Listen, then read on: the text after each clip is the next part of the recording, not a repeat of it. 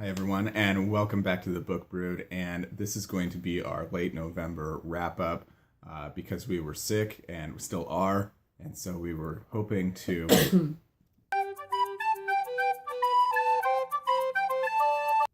not have to do that throughout our video. So forgive us.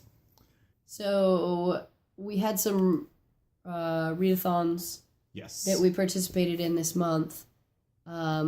Most of what I'm going to wrap up has already been wrapped up in those videos. But you got a lot of your reading done, actually, at the end of the month for Tome Topple. Yes, I participated in one readathon, and that was the Tome Topple. But I did talk about a few of these two in my 50% wrap-up of the top 100 sci-fi videos I did. So this was a short one. This was Dr. Jekyll, A Strange Case of Dr. Jekyll and Mr. Hyde by Robert Louis Stevenson. This one I was very impressed with. It really holds up to today. And like I said in my last video, this is one of the most well-known spoilers of all time. But I was very impressed with this. It was mostly all told from the perspective of Dr. Jekyll's friends and relations. And it's kind of involving the solving of a murder that happened and then his disappearance as well, Dr. Jekyll's disappearance. But a really, really interesting story that parallels a lot with, strangely, internet anonymity. And it's fun to hide yourself and be something completely different if you want to, and how that can get carried away too. And then also addiction as well, which I think a lot of people struggle with these days. So I gave that one 4 out of 5 stars. The first thing I read this month was actually my least favorite, and that was The Midwifes Apprentice by Karen Cushman. This is a children's novel. And I think I picked this out of my TBR jar, just trying to get through some stuff, get out of a reading slump. And I didn't really like it. I gave it 2 stars. I understand that, it's won awards and everything, but I guess I'm not the target audience for that. It happens. Classics and not being a fan. 20,000 Leagues Under the Sea. I finally slogged my way through this one. I've been trying to read this one since May, I think, and finally pushed through. And this is about Professor Aronnax, and he's recruited to go find this sea monster, but it's really a submarine. It's the Nautilus with Captain Nemo, and he's brought on board with Ned Land, this harpooner, and then his tropically written assistant, who is just loves to do whatever Professor Aronnax wants to do, and his name is Conseil, and it's like, oh, we're going to this dangerous situation. Oh, well, of course I'll be right there with you. Oh, oh yeah, I jumped overboard too, because why would I not go where you are? And just like, okay, I mean, that was needed several times throughout the story, but this was really boring. So that one got 2 stars. Yeah.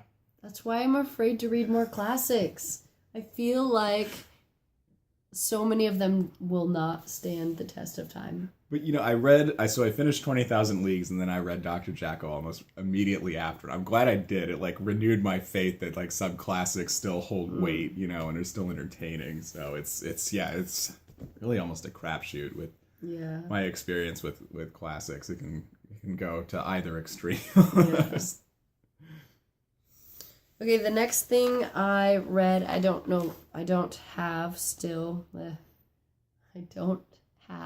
because I returned to the library, but I read it for Nonfiction November, and this was Tribe by Sebastian Junger, and I absolutely loved this book. It was a book on human psychology and how we revert into a very primal state in states of emergencies, and this went into talking about PTSD and soldiers and reintegrating into society, and it was absolutely fascinating, and I loved it, and it actually, weirdly enough, it moved me to tears on multiple occasions, which, it was nonfiction about psychology. I don't know. Anyways, it was really weird, but I really liked Sebastian Junger's writing, and I've picked up a couple more of his books that I intend to get through over the next year. So I enjoyed that. I gave it 5 stars. Awesome.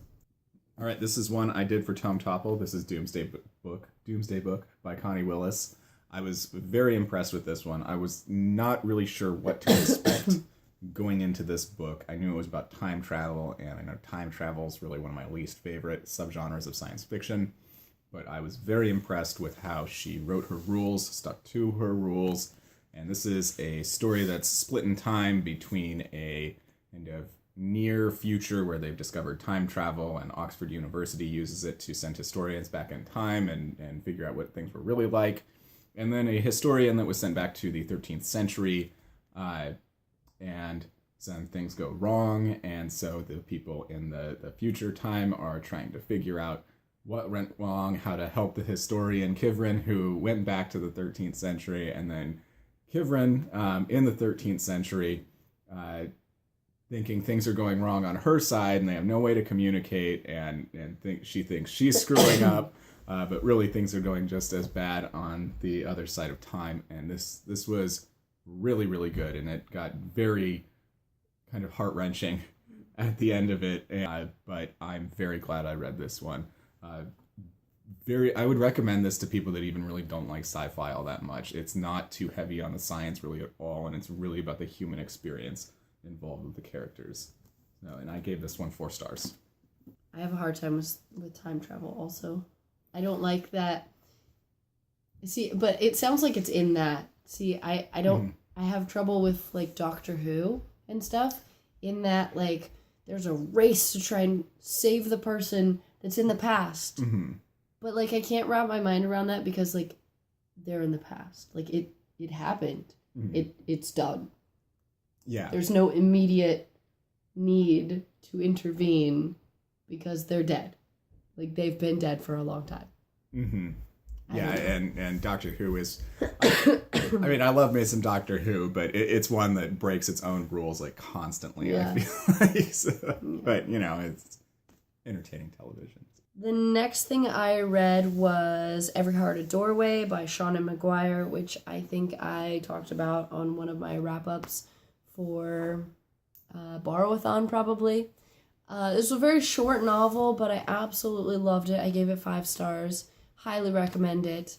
It was a short story about children who fall into fairylands and then come back to reality for some, reason. Either they're kicked out or whatever, and they can't cope with reality, and they just want to go back to fairylands.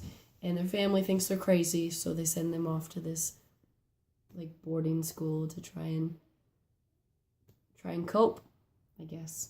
That would be such an actual occupation or condition in those circumstances of, it's like, I just want to go back to the magical realm. I hate Yeah, I hate Muggle land, right? Yeah. And I loved how like the fairylands weren't all the same for the children. Like they had fallen into different lands, and they were so different. And they talked about all the different rules for the different lands, and they were trying to chart them, like trying to map them. Uh-huh. And for such a short novel, it had so much going for it. There was even like a murder mystery thrown in there, but it didn't feel like overstuffed. No, it felt perfect. It was a perfect length, and I absolutely loved it. Yeah, 5 stars. All right, and then my next one was Consider Flavus. This is another one I read for Tome Topple, and this is by Ian M. Banks. This is the first in his Culture series. It was, I think, a trilogy initially, but I think he's written more since then. This one is not on my top 100 sci-fi list, but its both its sequels are The Player of Games and Use of Weapons. And I was actually hesitant to read this one because I thought it would be a chore to get through it, to get to the other books. And I've actually even heard on Reddit's book thread that it's like, oh yeah, you can skip this one to get to the good Culture books, if you really want to. And I'm so glad I did not skip this one. This is one of the most exciting books I have ever read. It just starts off full tilt and just goes on, and it lulls maybe a little bit 2/3 of the way through, but man, it it just keeps going, and just you're just, it's a page turner. This does not feel like 500 pages at all. And this is about Bora Horza, who is a human shapeshifter, and he is recruited by this alien race to find an artificial intelligence brain that the culture, which is a collective of humans, have lost. And so these brains are very valuable, and this alien race and the culture are in a war, and Horza has decided to side with these aliens because he doesn't like the culture that much, because he feels like they're giving far too much control to the artificial intelligence. And so it's Horza going on this adventure to even just try and get this mission started. Everything just seems to go wrong every single step of the way, and pulled on my heartstrings a bit at the end too. But 5 stars for this one. This one's great. The next thing I read was for the rereadathon, and this is the first book in the Song of the Lioness Quartet, Alanna, the First Adventure by Tamora Pierce. And I really enjoyed this. I thought it stood up to a reread fairly well. It's a middle grade novel. I do intend to read the rest of the quartet and a lot more of Tamora Pierce, because I really enjoyed her as a child, and they're holding up so far. I gave this 4 stars. I think I probably gave it a 5-star the first time I read it as a child, but still, a 4-star is not bad as an adult. Right, I'm going to talk about these ones together. Foundation and Empire and Second Foundation. This is the collection of the trilogy here, but I finally finished the Foundation original trilogy, which is kind of all one story by Isaac Asimov. And I'm going to hold this one up because it's a more beautiful cover. And so Foundation and Empire, I gave it 3.5 stars. It was about 2 stories kind of pushed together about the Foundation. One was the Empire making their last push, their last throw of power that they have, and the Foundation overcoming that. And then the emergence of this creature called the Mule that was something that was unforeseen by the Foundation, and its creator, the great Harry Seldon. So that was it was pretty good. It was exciting through most of it, kept you interested and everything, and really you wanted to know what happens next at the end of this one. But then Second Foundation, I only gave this one 3 stars because it focused a lot on psychological ability that's latent in humans, and that the Mule was just kind of had a strong natural ability for. And then just sort of the way that the Second Foundation was set up to be more psychology based. So there's just a lot of talk of just like psychology and theory of statistics, and I was really just kind of waiting for it to end at some point. But it was good for just an overall trilogy, and it is number 3 overall on the list, and so collectively the trilogy. So I'm glad I finally finished all of them. So. The next one I read on my e-reader, Simon versus the Homo Sapiens Agenda by Becky Albertalli, and that was for Borrowathon. And I absolutely loved this. I talked about this in my wrap-up also. It was a contemporary coming-of-age story, love story. These 2 boys are emailing anonymously to each other and just trying to find solidarity, and then eventually, it leads to them falling in love. And it was adorable, and I gave it 5 stars. I read Roadside Picnic. This is by Arkady and Boris Strugatsky. This is a Russian classic science fiction. It is about zones, is what they call them in this book, and it is areas on the Earth where aliens have essentially dumped some of their technology and just their stuff. There was no contact with the aliens. There was no communication or anything. They just left these kind of areas with their stuff in it. Yeah. Anyway. But this follows a stalker. His name is Redding, or they just calls him Red or Redmond. anyway, he goes by Red mostly throughout.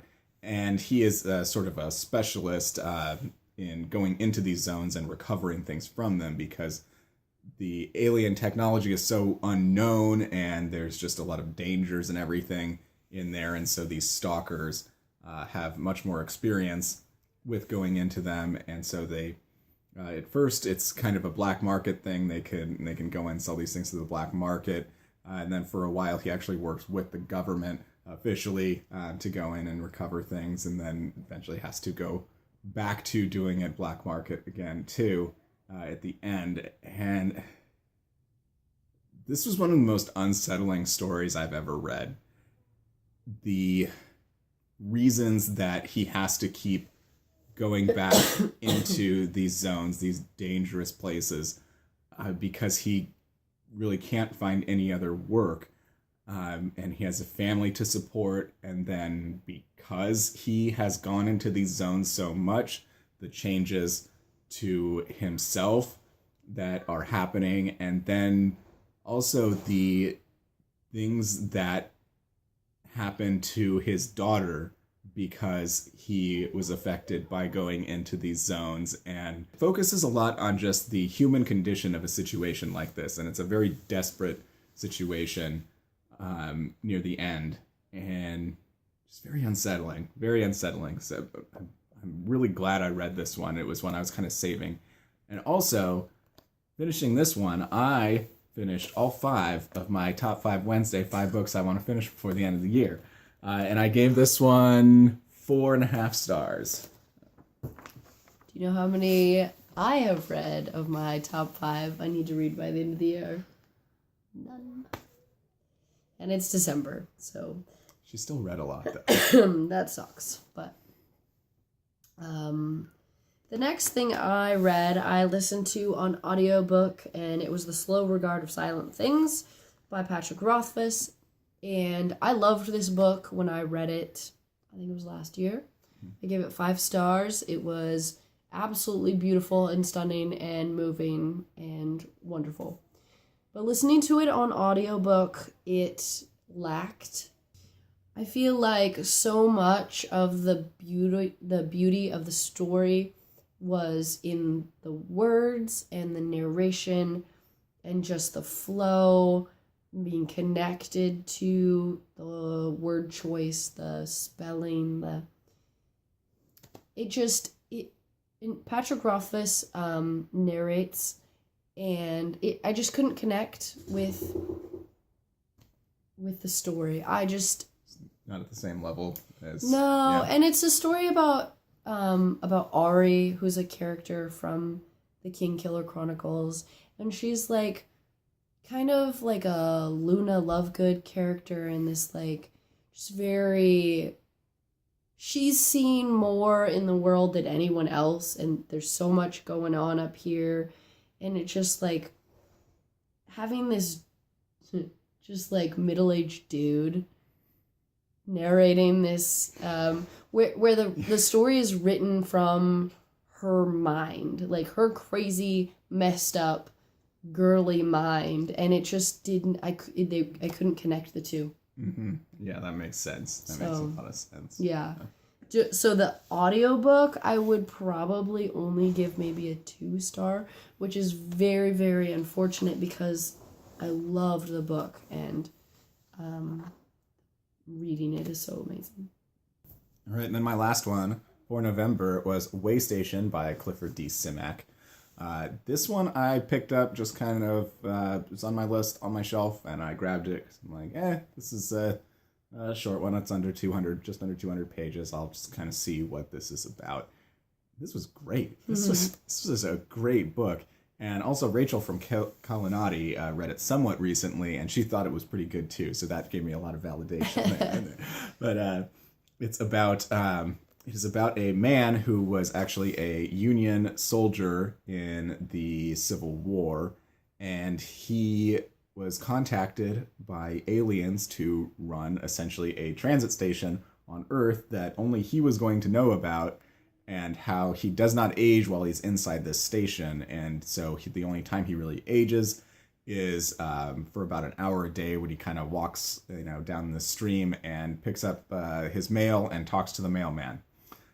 But it's just a lot about him having flashbacks, reading through these logs that he's made of all these encounters he's had with these just amazing alien races, and he gets to know them so well that he just calls them people because they're people to him and to you as the reader reading the story, and all the knick-knack gifts that are given to him by these races.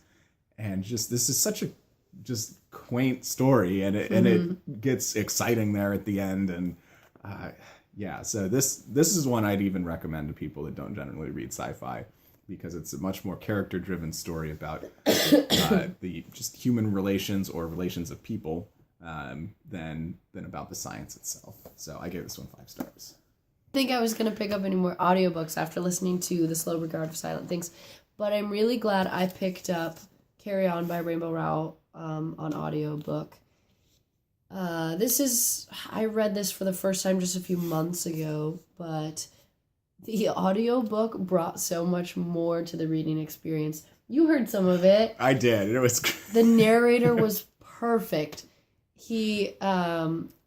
So as I was reading it, I didn't put it in like a British context whatsoever, but this guy's accent was absolutely perfect, and he made it so much funnier because I guess he got the context right with his inflection, maybe. Yeah, and his timing for everything was just... It was hilarious, and it was perfect. And I actually originally only gave this a 4 stars, but after listening to the audiobook, I bumped it to a 5-star. It's absolutely fantastic, and I highly recommend that audiobook. I might have to read that now that I have that guy's voice. Right? Just listen to the audiobook. I could, yeah. And then after that came Tome Topple, and I read a total of 2 chapters during Tome Topple, and that sucked. And I hit a major reading slump / I got super ill. And hand in hand, they just combined into this awful state where I didn't want to read anything. And then I picked up and set down several other things, and eventually I just decided to not stress about Tome Topple and just pick up whatever I felt like. And I randomly picked this up off my shelf. It's I Hunt Killers by Barry Lyga, and I've had this for, I don't know, a year maybe on my shelf. And I just flew through it in like 24 hours.